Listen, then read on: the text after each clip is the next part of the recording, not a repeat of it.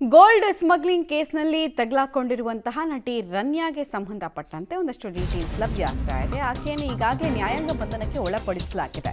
14 ದಿನಗಳ ನ್ಯಾಯಾಂಗ ಬಂಧನಕ್ಕೆ ಆಕೆಯನ್ನು ಒಳಪಡಿಸಲಾಗಿದೆ. ಇವತ್ತು ನಟಿ ರನ್ಯಾ ರಾವ್ ಕಸ್ಟಡಿ ಭವಿಷ್ಯ ಏನಾಗುತ್ತೆ ಅನ್ನೋದು ಗೊತ್ತಾಗುತ್ತೆ. 3 ದಿನಗಳ ಕಾಲ ನಮಗೆ ಹೆಚ್ಚಿನ ಇಂಟ್ರಾಗೇಷನ್ ಅಗತ್ಯತೆ ಇರೋದ್ರಿಂದ ಆಕೆ ಕಸ್ಟಡಿಗೆ ಬೇಕು ಅಂತ DRI ಅಧಿಕಾರಿಗಳು ಅರ್ಜಿಯನ್ನು ಹಾಕ್ಕೊಂಡಿದ್ದಾರೆ ಮತ್ತೆ ವಾದವನ್ನು ಕೂಡ ಮಂಡಿಸಿದ್ದಾರೆ. ಬಟ್ DRI ಕಸ್ಟಡಿಗೆ ರನ್ಯಾ ರಾವ್ ಹೋಗಬೇಕು ಅನ್ನುವಂತಹ ವಿಚಾರಕ್ಕೆ ಸಂಬಂಧಪಟ್ಟಂತೆ ರನ್ಯಾ ರಾವ್ ಪರ ವಕೀಲರು ಕೂಡ ಆಕ್ಷೇಪವನ್ನು ಎತ್ತಿದ್ದಾರೆ.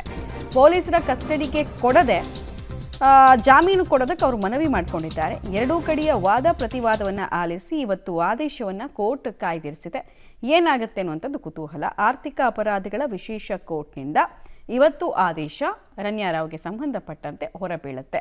ಅವರಿಗೆ ಪೂರಕವಾಗಿರುತ್ತಾ ಅಥವಾ ಮಾರಕವಾಗುತ್ತಾ ಅನ್ನೋದು ಇವತ್ತು ಬೆಳಗಿನ ಡೆವಲಪ್ಮೆಂಟ್ನ ನಂತರ ಗೊತ್ತಾಗ್ತಾ ಹೋಗುತ್ತೆ. ಸೊ ಕುತೂಹಲ ಇದೆ. 3 ದಿನ ಆಕೆನ ಕಸ್ಟಡಿ ಕೇಳೋ ಕೆಲಸವನ್ನು DRI ಅಧಿಕಾರಿಗಳು ಮಾಡಿದ್ದಾರೆ.